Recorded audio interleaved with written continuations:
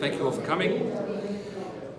The Adelaide Show podcast has called this press conference because on Saturday night last, we recorded live on WOW FM our coverage of the South Australian election. We became the first media outlet in South Australia to declare the Liberal Party having an outright victory.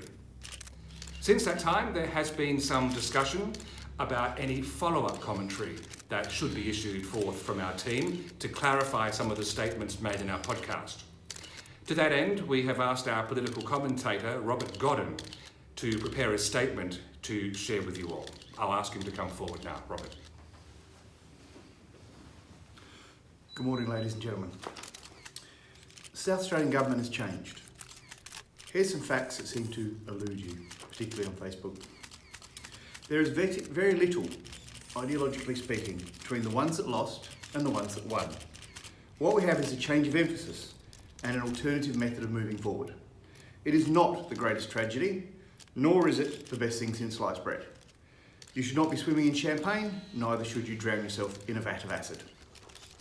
Mr Xenophon got far and away the best result of any first-time entity in a South Australian election, under incredibly difficult circumstances and in the face of a multi-million-dollar campaign of lies. Whether you supported him or not, A, you should be horrified at how our system allows this abuse, and B, joyfully writing him off at this point is premature and childish.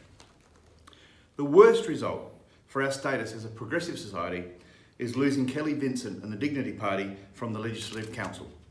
In 16 years, the ALP failed to get anywhere near the disability targets in the public service, and I can't see that changing. The shopping hours debate is entirely peppered with cataclysmists and triumphalists. Just because it feels right doesn't mean it's a fact. The SDA, Business SA, the ALP, the Libs and SA Best all decided not to bother with any facts. The actual research shows mild economic upticks, in other words more spending, mild job growth in terms of both numbers of people and hours offered, no increase in complaints to the Fair Work Commission of people being forced to work shifts that they don't want to, and no evidence of small businesses losing out to the majors. Sorry if that doesn't feel right. The first 100 days will set the tone and get a few things done. It is not a deadline to turn the state around, if indeed it needs turning around. All in all, more like it needs a little recalibration. The biggest issue with the last government is total inability to take responsibility and indeed to cover up and lie when things went horribly wrong is not an option to the new government. Each minister will meet with the head of ICAC who will give them fair warning. That's the best thing to happen here in a long time. And finally, the people of South Australia need to look inside their hearts, realise what went wrong, and in 2022, for the first time in over 2 decades, elect a Premier who supports the Adelaide Crows. Thank you. Thank you, Robert. There'll be no further questions at this time.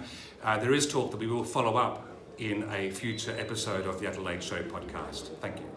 Adelaide, Adelaide.